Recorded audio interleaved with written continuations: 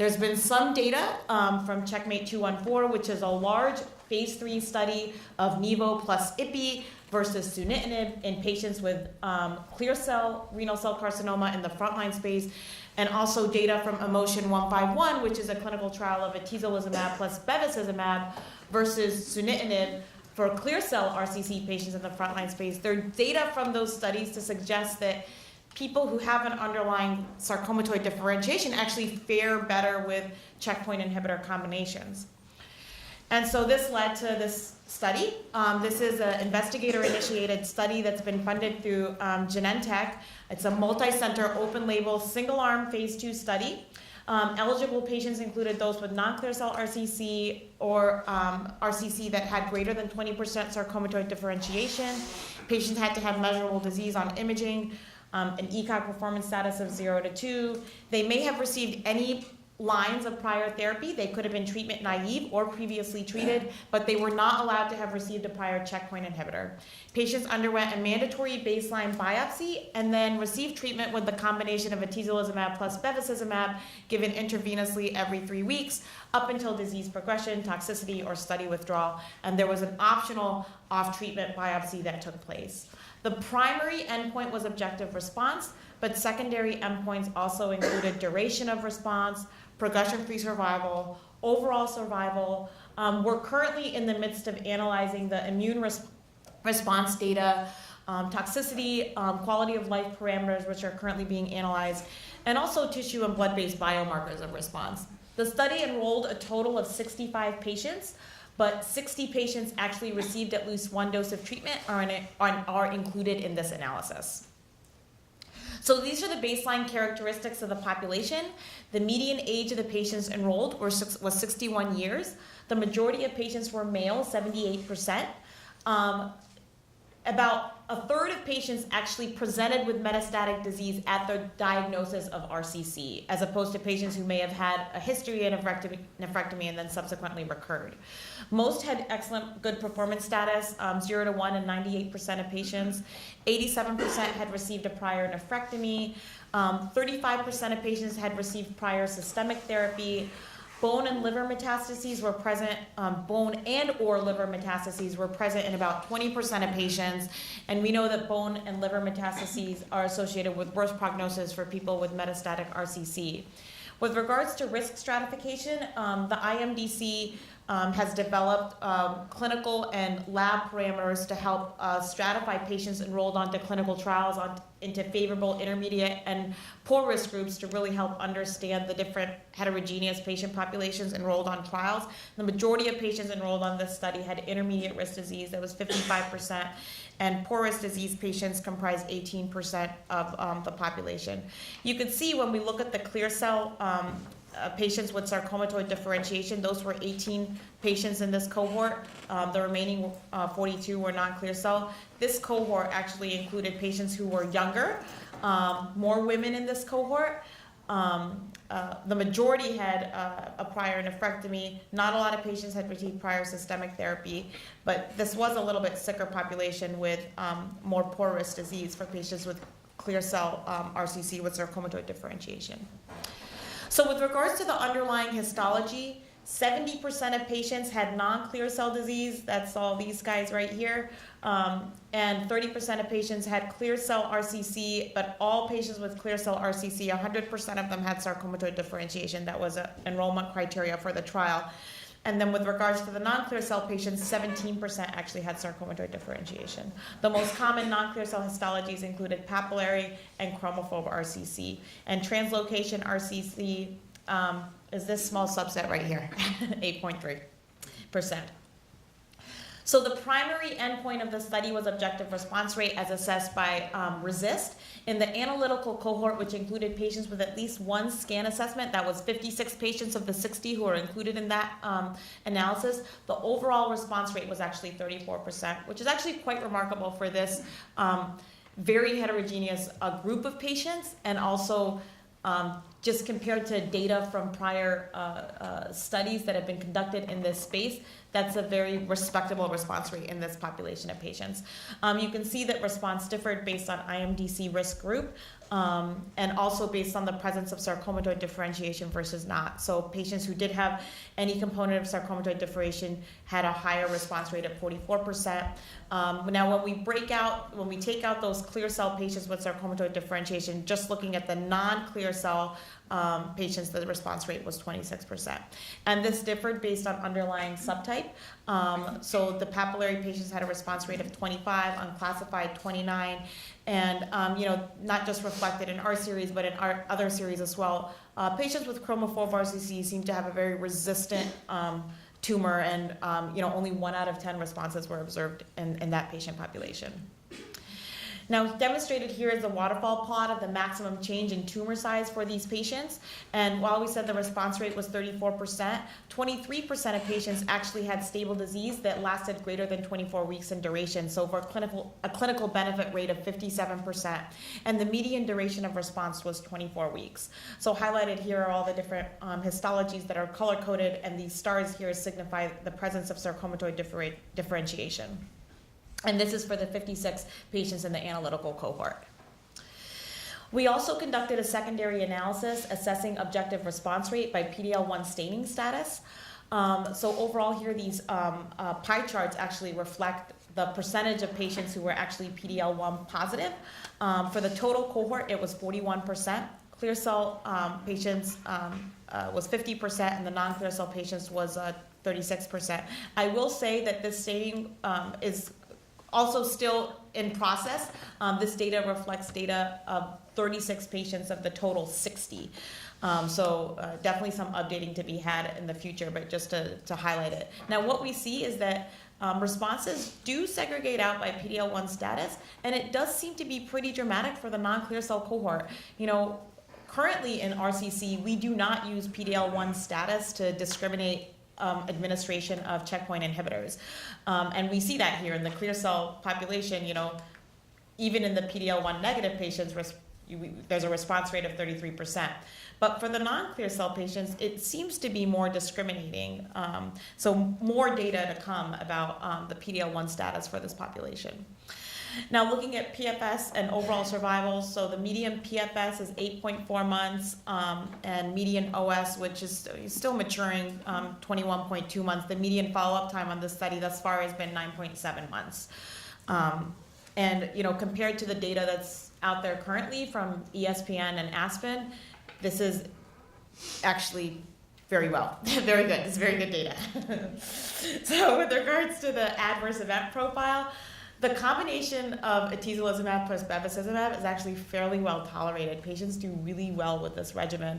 The grade 3 toxicity rate overall, any attribution, any grade 3 toxicity for the study thus far is 37%. There's been no grade 4, no grade 5 toxicities. Only 5 patients have discontinued treatment for toxicity, and only 4 patients, 7%, have required high-dose steroids. That's defined as prednisone greater than 40 milliequivalents for toxicity management. So in conclusion, the combination of atezolizumab and bevacizumab has demonstrated anti-tumor activity in patients with non-clear cell RCC and clear cell RCC with sarcomatoid differentiation. Responses do appear to be higher in the PD-L1 positive patients. Treatment was tolerable with manageable toxicity, and currently correlative studies are exploring biomarkers of response and resistance. And it's still unclear if this data is enough to actually enter into the guidelines. This is a single-arm phase 2 study of 60 patients, whether that is enough to actually enter the NCCN guidelines. The current data driving management for non-clear cell patients comes from 2 small phase 2 studies of just over 100 patients. So hopefully we can build on this study and actually change the practice for patients with non-clear cell RCC. And this work could not have been done without the tremendous support from the team at the Dana-Farber, my mentor and colleague, Dr. Shaweri, the team at Carmanos, the team at UCSD here, Dr. Millard, Dr. Randall, who's actually Derek's treating physician, our nurse practitioner, Archana, and of course all the patients and their caregivers who participated on this study.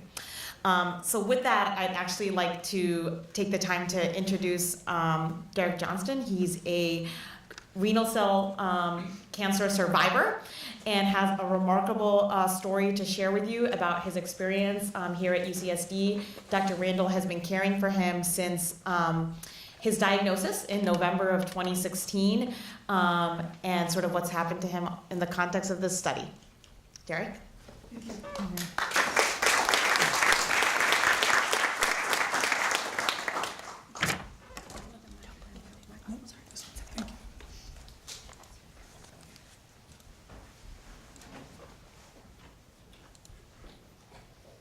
Perfect, thank you. Thank you very much.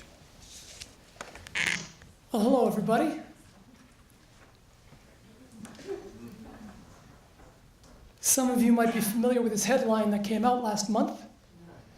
We believe we'll offer in a year's time a complete cure for cancer.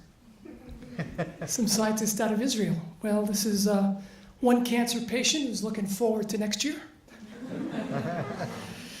But until then, here I am. My name is Derek Johnston, and I have a small case of stage 4 non-clear cell kidney cancer. And it's great to be here. In fact, it's great to be anywhere. My story begins on October 28, 2016. I'd started my day like any other day, nothing out of the ordinary. I'd left the office over lunch hour to pick up a tag for my license plate at one of those tag shops. Well, on the way, I started to develop some very bad pain on my lower side. My lower left side. The further I went, the worse it got. I didn't think I could make it, but it was the end of the month. I had to renew my registration, and so I powered through to get my tag. I made it to the tag shop, but never made it back to the office. The pain just got so worse by the minute I drove myself to UC San Diego Emergency on that day, just outside here around the corner. The people who received me were really fantastic. Within a few minutes, I was behind closed doors. I was being asked if I had kidney stones, that sort of thing. Well, he took my blood and ran a variety of other tests. Within a few short minutes, I found myself in a bed with pain that just kept getting worse. A doctor finally relieved my pain with some medicine, and so the next step in the journey of my life was about to begin. By 7 p.m. or so that night, I found myself in a room, and over the course of the next 8 days, the fine doctors ran a variety of tests. I came to understand that I had a growth on my left kidney that ruptured that day, and thus the reason for all that pain. From the nurses to the techs, the doctors, perhaps I was lucky, but everyone was really fantastic and treated me so well. So, on day 8, I called a friend who was about 20 minutes away to come and get me because I was being discharged. Shortly after I made the call, one of the doctors who cared for me over the course of the 8 days came in and said, "Well, good news. Your brain scan came in, and all is clear. But you have stage 4 cancer." Bang, just like that, my dreams evaporated, my future dissolved. How in the world? I remember one of the first things I said to the doctor was, "I've been here 8 days. Could you not have told me this sooner?" My friend picked me up, we went to lunch, and I didn't say much. It took me about a week or so before I said anything to friends and family. So now we jump ahead to February 2017 when I had my left kidney removed. A few months later, once I healed from that, I was prescribed some amazing medicine. Boy, they might have worked, but the side effects were horrible for me. I suffered what felt like burns to my mouth, my tongue. It was really not pleasant for me. The side effects got so bad I had to stop taking one drug and start taking the other to have the exact same thing start all over again. This medicine just wasn't right for me. By April 2018, things had gone from bad to worse. I went from a young guy in shape in his 40s who felt like he was 25 to feeling like a very sick senior citizen. It was pretty much downhill for me. I'm 6 feet tall and I went from 185 pounds to 104. I could no longer walk. I was now in a wheelchair and needed help to get both in and out of bed. I was now eating my meals from a G-tube. I'm not married and live alone, so my stepmother moved in with me because I could no longer care for myself. I say my stepmom because my mother died of ovarian cancer in 1973 at the age of 32. So, things were not looking good for me, as you can see. I was facing the end of my life. Around the same time, my doctor, my hero here, Dr. James Randall, who I like to call Jamie, no, actually Dr. James Michael Randall, spoke to me about a trial that was just starting, and he thought I'd be a good patient for it. He mentioned to Dr. Rana McKay, who was behind the trial, and as I've come to learn, she's outstanding. You can imagine having lost the ability to walk and pretty much do anything by myself. This sounded like a great idea to me. I was all in. I also got to meet the amazing Jennifer Palomino, who among other things helps coordinate my trial and keeps everything on track. My concern at the time was I might be too sick, too thin, too weak to be accepted. But if luck would have it, I was called in and I was accepted in the trial. And so for almost a year now, every 3 weeks, I find myself just one floor down from here, meeting with the fast-track team for my blood tests, meeting with Dr. Randall, and all the amazing nurses and admin who take such amazing care of me here at Moore's Cancer Center. They find a nice, comfy spot for me, and I receive my medicine. The magic, the miracle, the medicine starts to work. I slowly begin to walk on my own again. I give up the wheelchair, the walker, and I enjoy strolls on my own around the condo building. And so, ever slowly, but steadily, month to month, my energy and stamina starts to come back. And I start to get involved in more activities again. I start to live my life more now than I have in the last 2 years. I've also gained weight. I'm now at 140 pounds, from 104 to 140 pounds. And that weight is climbing. In fact, great news. I met with Dr. Randall 2 weeks ago, today in fact, and he explained to me I had a partial breakthrough. Oh, I actually wanted to talk about the medicine I was on, yes, what I like to call the AMAB to BMAB, so I can pronounce it. My AMAB to BMAB. So I met with Dr. Randall 2 weeks ago today. He told me I had a partial breakthrough. That is great news, and he explained based upon the measurements of the 5 key index lesions, they have collectively decreased by over 30%. Wow, I'm loving life. I'm doing all I can to bring a little good to this world and continue to do my best while I enjoy the next chapter of this beautiful life. I'm truly a life lover. The good, the bad, the ugly, I love it all. To my heroes, the doctors, nurses, and technicians, institutes, researchers, schools, and centers, and everyone in them, and everyone between them, I say, thank you for saving my life. In fact, I want to point out a few key players who really saved my life. The people at Dana-Farber Cancer Institute, thank you.